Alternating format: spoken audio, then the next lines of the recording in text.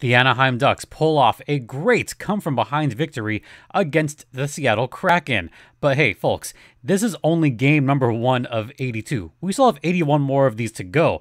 This season is a marathon, not a sprint. We'll talk about all that on today's Locked On Anaheim Ducks. Yeah, I know, that game ran long, didn't it? You're Locked On Ducks, your daily podcast on the Anaheim Ducks, part of the Locked On Podcast Network, your team every day. Well, that was fun, wasn't it? Welcome, everyone, to Locked On Anaheim Ducks, part of the Locked On Podcast Network.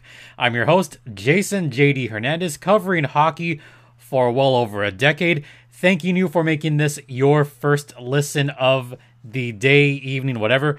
Don't forget, this podcast is free and available across all platforms. And you could follow my Twitter right here at StimpyJD. There it is. Just follow it right around there. Yeah, there we go. And hey, check out the show's Twitter at LO_Ducks. We have a lot of fun there. All right, so game 1. How about that overtime goal by Troy Terry, or as Sarah Avampado would say, Troy Vetchkin, scored his first and second goals of the season. Just a quick hit. Ducks won it 5-4 in overtime. And oh boy, let's break down a couple of things first. I want to talk about the bad first, and that was the special teams, specifically the penalty kill. Oh my gosh.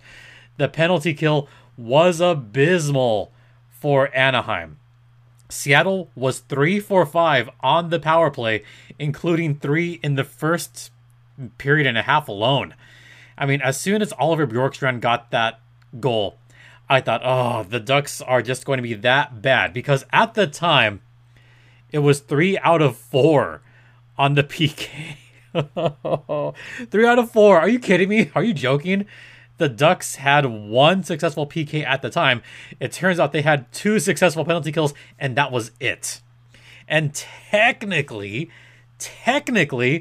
one of those successes was when it was 5-on-3. Yeah, so I guess after that first penalty lapsed, that counted as a penalty kill.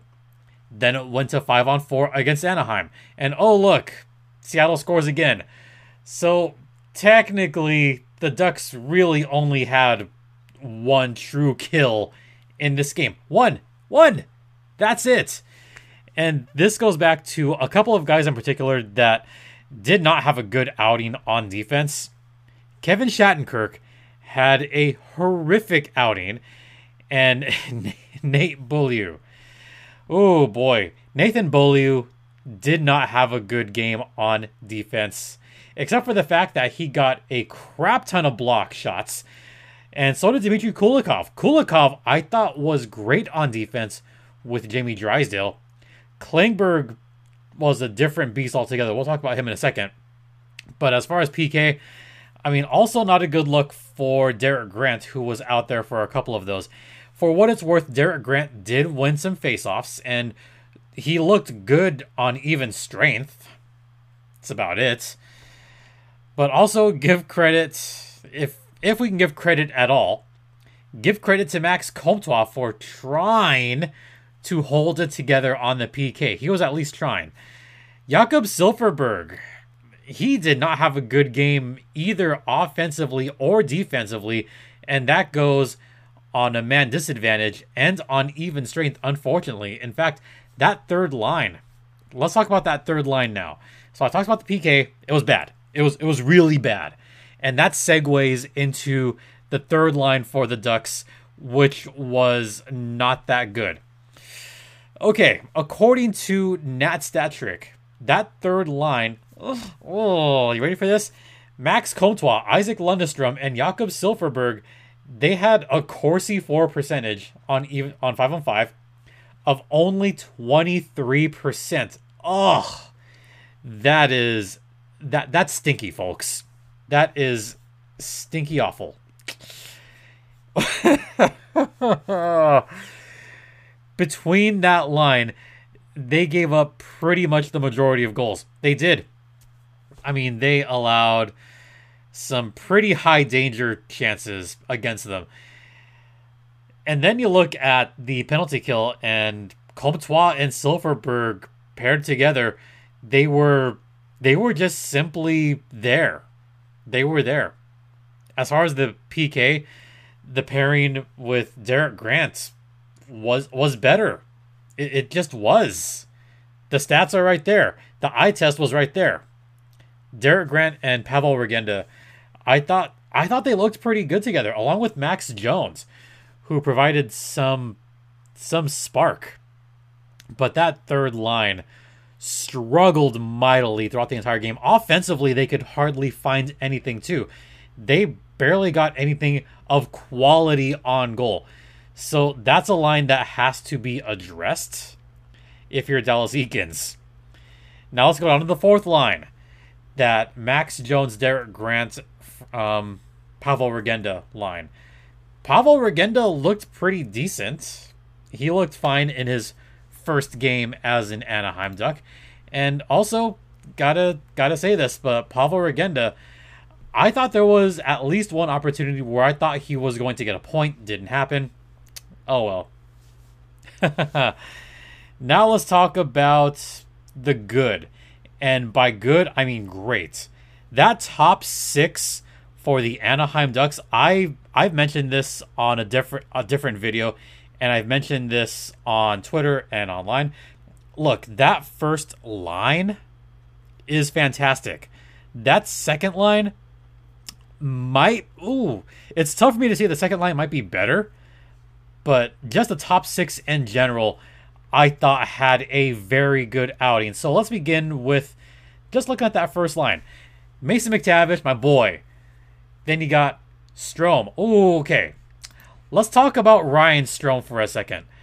He made a fantastic first impression as an Anaheim Duck. Probably one of the better, I guess, Ducks debuts that we've seen in recent memory. One of the best. Then we have Troy Terry finishing off that line. Woo! Troy Terry makes any line good. Second line, Rico Z and Frank Vetrano. You know what? That's good on its own. And in some senses, that second line was better than that first. But the first line, top line, is the best. Keep that group together. As much as I would like to see Zegras and Terry together, I see why they put Strome on that line with Terry and McTavish. They need someone with a little bit more depth in their game. Someone with some veteran presence on that first line. And Strome was one of those guys with the Rangers. Let's not forget. Don't forget that Ryan Strome was on the second line for a while with the New York Rangers. He was a great top six guy in New York.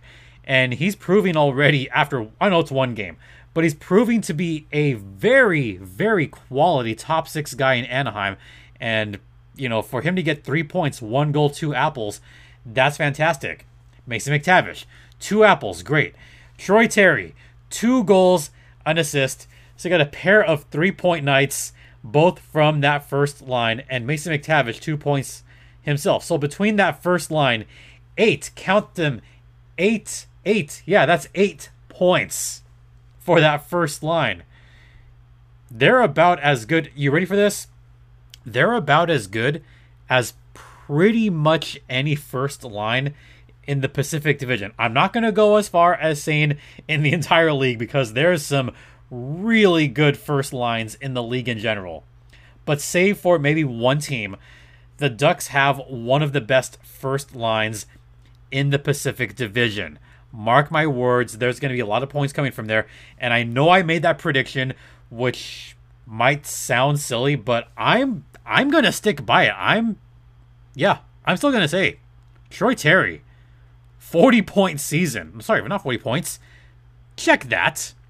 40-goal season. Yes, I'm going to say that.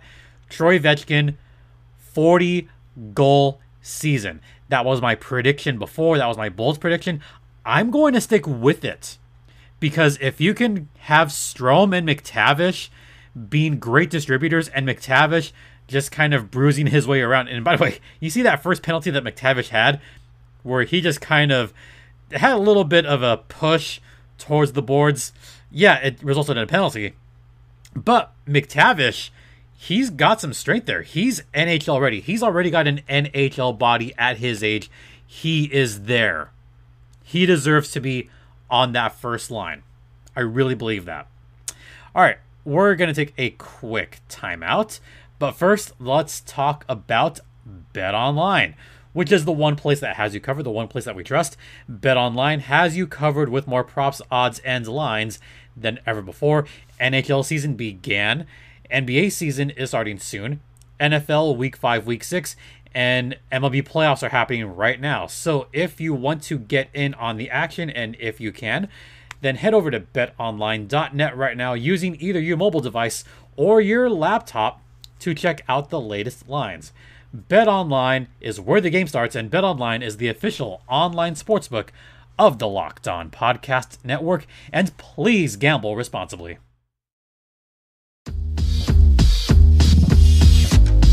Welcome back to Locked On Anaheim Ducks, part of the Locked On Podcast Network. You're locked in with Jason JD Hernandez. And before I talk about the John Gibson Appreciation Hour, I just want to mention that I did a kind of squad cast. There was a viewing party with myself, host of Locked On Ducks, and Erica Ayala, host of Locked On Kraken. We had a lot of fun watching that game together and watching the whole thing unfold because the Ducks were down. So, I mean, let's break down the game itself. Troy Terry did score less than a minute into the game on a snipe shot. Great feed from Mason McTavish, making it 1-0 early on. Then the 3 power play goals from the Kraken. Jared McCann, Andrei Burakovsky, Oliver Bjorkstrand, all scored on the power play. And on one of those power plays, that was on a 2-man advantage. Actually, it was a 2-man advantage for a while in that first period, because I mentioned that Mason McTavish tripping penalty where he really pushed Jaden Schwartz in the back. I guess they called it a trip. Then Kulikov got a penalty for slashing. Yeah, that was an obvious penalty. I mean, Donato's stick got slashed. It was broken in twain. So that's what happened. It wound up being a 2-man advantage for Seattle. The Ducks, for what it's worth, they didn't have them score while it was 5-on-3. So, yippee, that's good. And then about 30 seconds after that penalty had lapsed, that's when McCann scored. So that's where the Ducks were successful in killing a penalty. Sure. All right. As far as the Burakovsky and the Bjorkstrand goals, look, that was just the Ducks not having good clearances. They were not getting pucks out. And that was the big issue for the first 37 minutes of the game. The Ducks allowed a plethora of shots on goal. In fact, during that time, the shots on goal were 31-15. And I remember writing that down because it was at that point where the offensive zone time for the Ducks was struggling. And I was saying to myself, oh man, the Ducks are going to be down bad. Like, they were at the time down 3-1. And I was even saying in our little viewing party, oh man, it's going to be tough to come back from 2 if they keep playing like, dog crap. But hey, Ryan Strome to the rescue on the power play. Whew. Which, by the way, another great pass from Mason McTavish. Love that goal a lot.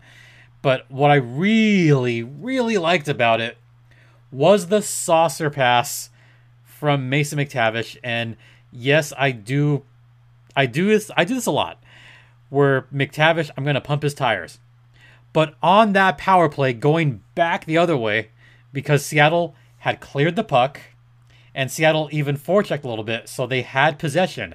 Then when it came back past the neutral zone into the Ducks' offensive zone, that's where McTavish had a sweet saucer pass, maybe 3 inches, if that, off the ice to a streaking Ryan Strome, who was at the right place at the right time.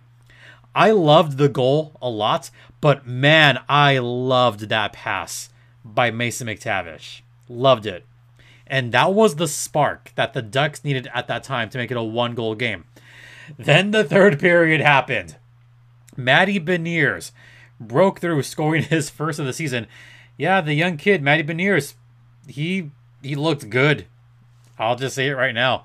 The young guys, they look good for Seattle, so I'll say it for both Seattle and Anaheim. Let the kids play. I'm not gonna yell it, but let the kids play. Let them. That goes for the Ducks too, because hey, one of those kids, Trevor Zegras, and I kind of skipped over the Frank Vatrano goal, which was great in its own right, but that Trevor Zegras power play goal, man, he was calling for it too. That's a player that wanted to take over at the time. Zegras, he kind of had that slight bit of killer instinct where he kind of had that look saying like, I'm going to get out there on this power play and I'm going to score. And he did. So he even at one point kind of like yelled like give me the puck. Then there was some switching. There was actually some movement on this power play. It wasn't stagnant. Oh my God, a non-stagnant power play. What a difference a couple of years makes, right? Because remember in 2020 how everyone just kind of stood still and just kind of passed the puck around, like stand here, pass the puck, pass the puck, pass the puck, see if something happens. No, this power play had movement. And he also had some important movement on the bumper position. So I want to talk about that for a hot second. So for those of you that know about what that bumper position is, that's someone that kind of is the in-between when it becomes a power play opportunity. And on that bumper position at the time was Troy Terry. And Troy Terry did a great job of distributing the puck at the time and showing some movement going from wing to center. Normally that's Mason McTavish's job to play that bumper slot in the power play. But Terry was the one really moving around, and you saw Zegras go from the middle to the right side. And that's when Zegras held the stick up way up high. He kind of held it high like, hey, pass it right here. So they got it to him, and that pass was perfect. And he sniped it right into the goal, and that made it a 4-4 tie with about 6.5 minutes left. So that's what really, I think, was a difference for me, was the movement was starting to happen again, and that's how the Ducks overcame that 2-goal deficit. And, you know, as I kind of joked in the room, hey, a 2-goal lead is the safest, it's the most dangerous lead in hockey, and the Ducks proved it right there. That was a dangerous lead to have for Seattle, and of course they blew it because Seattle, they're still a second-year team. They're still learning. Then we go to overtime. In overtime, that's when everything just kind of broke loose. Where you had, and I can't believe that this was even happening. Can you believe that it was Adam Larsson? Adam Larsson, of all people, that got a shot off on John Gibson. Now, John Gibson didn't save this clean necessarily, but he got just enough to save it. And John Gibson had the presence of mind to pass it to a streaking Troy Terry who was just beating Oliver Bjorkstrand. So let me break down this play really quick. So on this 3-on-3, you had what I thought was a good shot, followed by an even better play going the other way by the Ducks. And this is where I said again, John Gibson, presence of mind. So right before, you had only 3 guys out there on each side. You had, for Seattle's side, you had, what was that, Beniers, then you had Bjorkstrand and Larsson. Yeah, that was a little bit weird. Actually, no, I take that back. It wasn't Bjorkstrand, it was Andre Burakovsky. So let me correct myself right now. It was Burakovsky who got burned by Troy Terry. And on the Duck side, you had a threesome of Troy Terry, you had Ryan Strome, and you had, ready for this? John Klingberg. So you had a couple of the new guys out there. And look at Ryan Strome just kind of going out there trying to position himself at a good spot. And he did. But when Larsson shot that, he kind of really stayed right by John Gibson looking for a rebound, but he was not in the best position to get a rebound. And as Troy Terry saw the look in Gibby's eyes, Troy Terry took off, going the other way towards the Seattle goaltender, who at the time was Phil Grubauer. And Burakovsky did not see Troy Terry. It's kind of like a football receiver kind of just taking off on another gear, and whoever's defending him doesn't see him. And Troy Terry does a great job of protecting the puck and defending against Burakovsky. And Burakovsky just got burned by Troy Terry, who put on the afterburners and scored the game-winning goal. Troy Terry, with the presence of mind to know that John Gibson is going to make that pass, and a brilliant pass by John Gibson to bounce it off the boards right on the tape. And Troy Terry, he nailed it. And he nailed it backhand, folks. That was a backhand goal that went high glove side against Philip Grubauer. I don't think Grubauer knew exactly where that shot was going to come from, but a brilliant backhanded pass, or shot rather, by Troy Terry. Already 2 goals, 38 to go. I'm going to stick with that. Before we head to a second intermission, I got to talk about John Gibson. It's the John Gibson Appreciation Hour. Gibby had 44 saves during this game. He saw 48 shots. He was ready to get the taser right away. In the first 37 minutes, like I mentioned, he saw way too many shots early on. At that point, he had seen, I think it was like 31 shots. After 2 periods, he had seen 33 shots. He only saw 1 shot in overtime. That was the Larson shot. Okay, Anaheim, you cannot give up 48 shots every game. We cannot do this again. All right? Ducks fans everywhere are already just kind of panicking at the fact that the Ducks allowed 48 shots on goal to the Seattle Kraken, which is, by the way, a franchise record. You know, a franchise record being 1 year and 1 game old. Not much of a record, but hey, 48 shots on goal, that's a record, you know, for them, I guess. It shouldn't have come to 48 shots, and it shouldn't have come to John Gibson having to bail out the team over and over and over and over again. And I think that's where the Ducks need to kind of be careful and watch out. They can't rely on John Gibson every game, but he certainly helped out there. And the Ducks, I gotta say, the Ducks did kind of escape with that victory, in a sense. But the more I think about it, that's the resolve of this team. The Ducks 2-3 years ago, when they were down 2, they would have just given up. Or they would have tried to come back, score a goal, and wind up 1 goal short. Or even 2 years ago, where they would have a lead and then squander that lead. Even going back to last season, where the Ducks would at least get a point, go to overtime, but then they lose in overtime. I mean, that did change as some of the season went on. And I think we're starting to see this Ducks team grow up in front of our eyes. They're starting to make those plays. They're starting to break out in overtime. And we're already seeing it pay off, especially with guys like Troy Terry. He's going to take over this team. And we're seeing it right there. A couple other things before heading to break. John Gibson Appreciation Hour, because I have to. He had a .64 game score on this game. The expected goals, and this is courtesy of NetStatTrick, the expected goals in this game were 4.64 to 2.22 in favor of, you guessed it, the Seattle Kraken. Seattle had 4.6 goals expected. The Ducks had only 2.2. John Gibson saved their butts on this game. And Grubauer, yeah, he probably should have stopped more of those.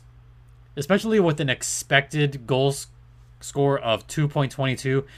Yeah, Gruby's game score was a negative 2.78. Well, it's happening to Grubauer again.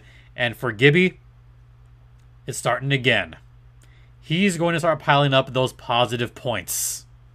Can't wait to see what Gibby does the rest of the season. And hopefully he will not have to resort to the taser over and over and over again. All right, before we head to break, don't forget that you can subscribe to this podcast on YouTube by clicking the bell right there. I'd always appreciate a subscribe. And hey, check out this podcast on Apple Podcasts, Google Podcasts, Spotify, Stitcher, wherever you get your podcasts. So we're going to talk about this season being a marathon and not a sprint on the other side. Hey, welcome back to Locked On Anaheim Ducks, part of the Locked On Podcast Network. Once again, you're locked in with Jason JD Hernandez. All right, so first, I just want to point out one of my favorite websites, and that is Hockey Stat Cards. And Hockey Stat Cards has their heroes of the night. And guess who are two of the heroes of the night? Troy Terry and Ryan Strome, each with 3-point nights. Troy Terry with a game score of 3.08 and Ryan Strome with a 3.02 score. In fact, only looks like 8 guys had a game score above 3. Carson Soucy of the Kraken, Ryan Strome, Troy Terry, Nick Suzuki of the Habs, Mikko Rantanen of the Avalanche, Connor McDavid, of course, of Edmonton. Yeah, you got a hat trick, whatever. David Pastrnak, so Pasta's back. And here's a name that I did not expect to be at the top. Marty Necas. Yeah, Marty Necas had himself a night with the Carolina Hurricanes. He did. All right. So I kind of say this jokingly, and by the way, you're going to see a special guest pop up on this segment. So yeah, it'll be fun. I say that this season is a marathon and not a sprint, and I kind of say this kind of half jokingly, kind of not, because I can kind of relate. I too am preparing for a marathon, not a sprint. I mean, look, a sprint is what, 100 meters, 200 meters? You know, for me being a distance runner, a sprint is maybe half a mile. I know how fast I could run a half mile. I mean, I did a quick mile recently and did that in about 8 minutes, which is, you know, pretty good for me. I've had faster miles, but I haven't been training to run fast. I've been training to run longer distances. So for me, having, you know, miles under 8 is good. And I actually tried doing a half mile recently. This was at about 3.5 minutes.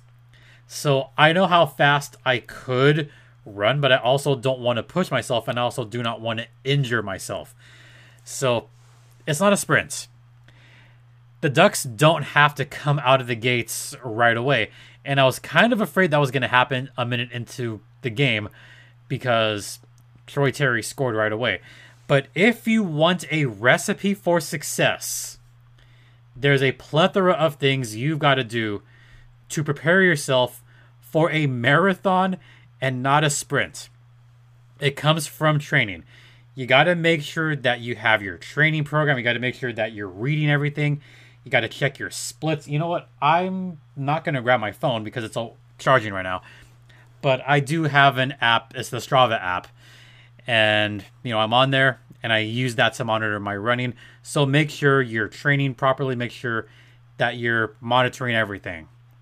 What you want to do, you want to make sure that you're eating right. You know, I mean, you know, you got to make sure that you're eating the right things and having the right snack foods as you are preparing. Something else, you got to make sure you're drinking the right things. You know, make sure that you're drinking something that is healthy for you, you know, because that'll give you that nice little immunity boost. That'll give you a nice little pick-me-up as you train. And speaking of training, you know, when you're training, make sure that you're out there training hard, but at the same time, make sure you have a training buddy. You got to have a very good training buddy with you, someone that you love a lot. You know, as far as Trevor Zegras lives with Jimmy Drysdale. Those two train together. So, you know, having best friends training together, that works out for the best. And make sure you get that good training in, because you're going to have to do it over and over and over again. And when you're done training, make sure you have your friends around you. Make sure they're around to pick you up when you feel like you're collapsed and you just want to crawl into a hole and die. Come here, boy. No, you gotta have your buddies with you. You gotta have your pick me up. And like I said, for Z, having JD to pick him up, that's always good. And for me, having my training buddy always helps. So, gotta make sure that you are prepared for the long haul. And if I'm the Ducks, I've got to prepare for the long haul.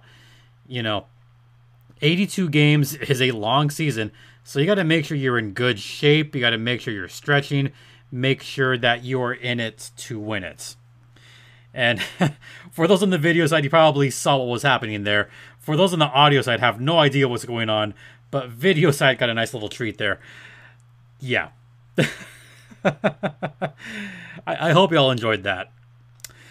Yeah, so I'm going to make this a little bit personal, because as you may have seen, and if you didn't, I'm running New York Marathon in less than a month, and the training will be ramping up. So the scheduling for this podcast may be a little bit sporadic at times, but that's because, I can't just train for a sprint. I can't just run like 8 minutes, 9 minutes. I have to be disciplined. Like these Ducks players have to be disciplined. It's a marathon, not a sprint. The discipline has to come consistently. And for me personally, and this is me just kind of like going off topic here, I need to make sure I'm prepared for this marathon, because, I've run Boston before. I've run Chicago. Chicago's still my favorite one. I've run LA Marathon. I've run double-digit marathons. This would be number 11 for me. A full marathon, that is. I've run dozens of half marathons. Preparing for a marathon is a different beast altogether. And I have run the marathon where I wasn't as prepared. And man, I was feeling it towards the end.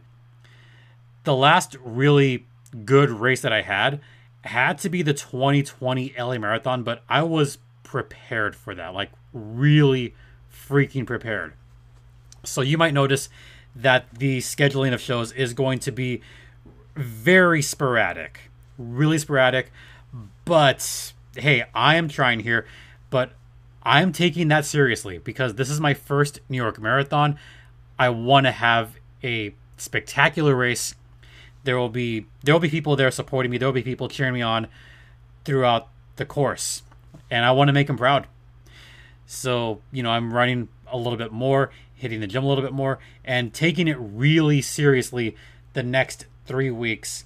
Yeah, because I'm flying out 3 weeks from today, flying out to New York.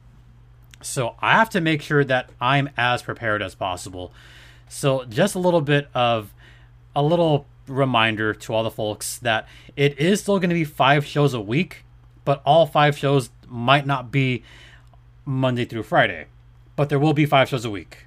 So just want you guys to bear with me and letting you know what the schedule is, because hey, marathon is coming up pretty soon. And after that, hey, you know what? I haven't signed up yet, but I'm strongly considering this. I might have this be a celebratory race. The Ducks 5K. Now, I'm not paid by the Ducks for this, but I just want to make mention of this first. The Ducks have a 5K coming up. Finally, the Ducks have a 5K. I'm tentatively planning on running that, so if I'm going, I hope to see you guys there too. All right, that's a good spot to wrap up this podcast. Once again, thank you all so much for your continued support. Don't forget, this podcast is free and available across all platforms. You can follow the Twitter at StimpyJD. The show's Twitter is at LO_Ducks. If you want to drop me a line, lockedonanaheimducks@gmail.com. And once again, thank you for making this your first listen of the day. And hey, 1 win in the books.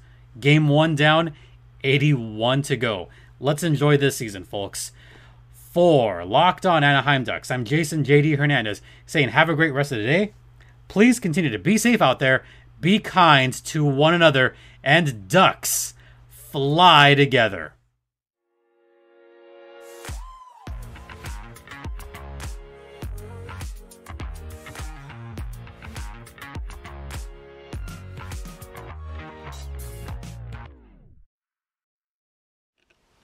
Do you want to go for a walk? Do you want to go for a walk? Yeah?